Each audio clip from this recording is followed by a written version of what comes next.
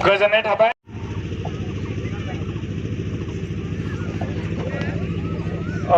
बिथांखौ दा गावनि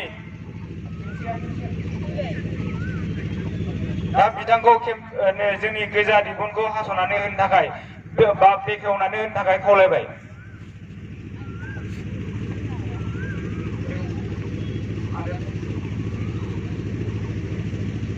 रंजालि बैसागु फोरबोनि जोंहा दिनै लांदां बैसागु फालिनाय मोनसे हाबाफारि बे खुंजानाय दख'रा दासियाव बर'फोरा गावजों खुंजानाय बे हाबाफारियाव आं सफैनो हानानै गोजोननाय मोनदों। दासिमबो आंखौ बेबायदि बिबान होदों। थेवबाबो बेखेवनाय हाबाफारिखौ सोरबाथ' मावखानांगोन। आंखौ जेब्ला बिबान लायोब्ला आङो बेखेवनाय हाबाफारिखौ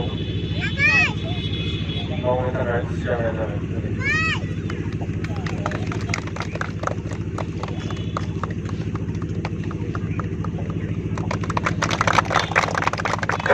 बिथांनिसिम साबायखर थाबाय गाव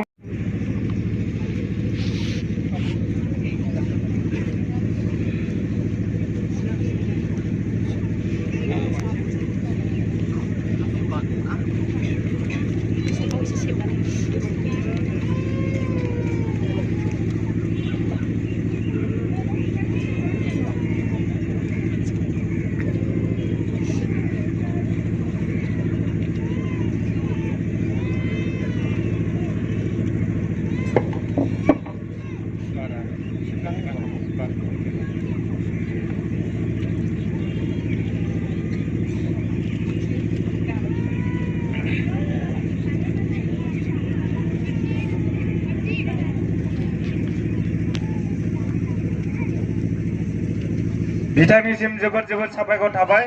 जोंनि जि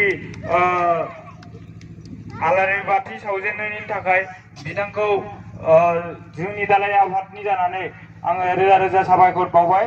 जाहाथे आलारि बाथि सावनायजों लोगोसे जोंनि फैबाय थानाय समाव जाहाथे जोंनि इयुन फिउचारा जाहाथे गोजोनै थाङो, आं बेखौ आनान गसाइनाव आर'ज गाबबाय। बिनि उनाव नैथि हाबाफारिखौ जों जागायनो आखायाव लाबाय।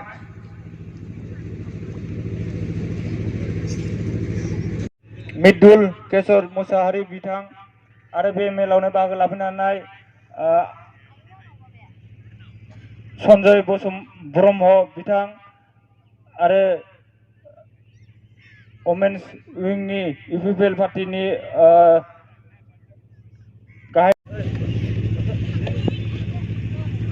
साबायखर थाबाय बिदा गेदेरनिसिम गावनि सिनायथि होनो जोंनि काजलगाव दख'रा एबसुनिनो अमर इस्लारिखौ गावनि गोथार सिनायथिखौ होनो थाखाय खावलायनाय जाबाय आरो बिथांखौ गांसे आर'नाइजों सिनायथि होनो थाखाय खावलायजाबाय। आरो लोगोसे जोंनि धालिगाव गामिनिनो सानसुमै बिथां सन्जय ब्रह्म बिथांखौबो गावनि सिनायथिखौ होनो थाखाय खावलायनाय जाबाय आरो बिथांखौ गांसे आर'नाइजों बरायनानै लानो थाखाय खावलायबाय।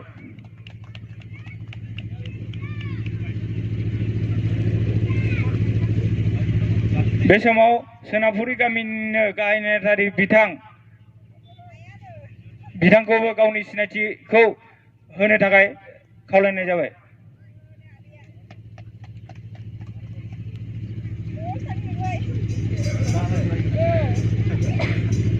बे समाव इउपिपिएल वमेन विंसनि गाहाय नेहाथारि बिथां अहेला लाहारि बिथांखौबो गावनि गोथार सिनायथिखौ होनो थाखाय खावलायनाय जाबाय।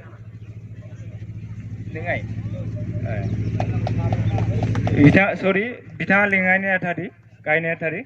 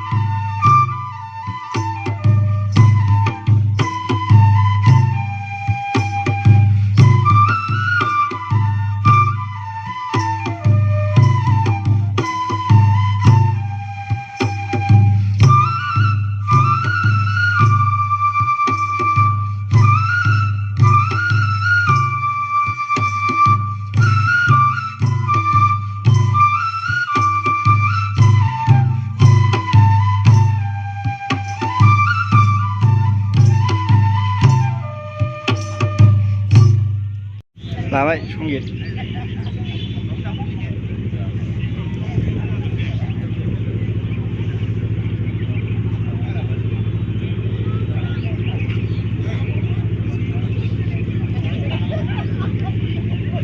बे समाव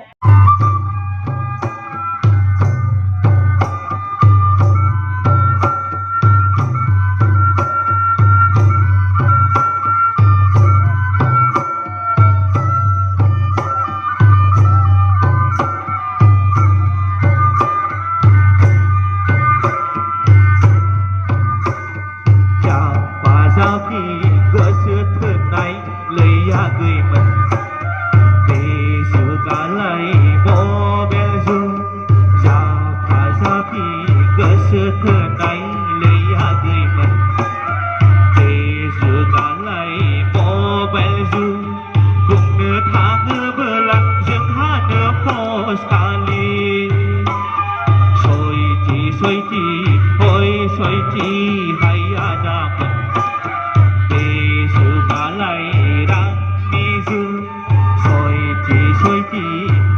सयथि हायादामोन बे जुगालाय रांनि जुग बेखार सेंग्राफोरखौ जोंलाय मोजां मोना बेखार सेंग्राफोरखौ जोंलाय मोजां मोना बेखार सेंग्राफोरखौ जोंलाय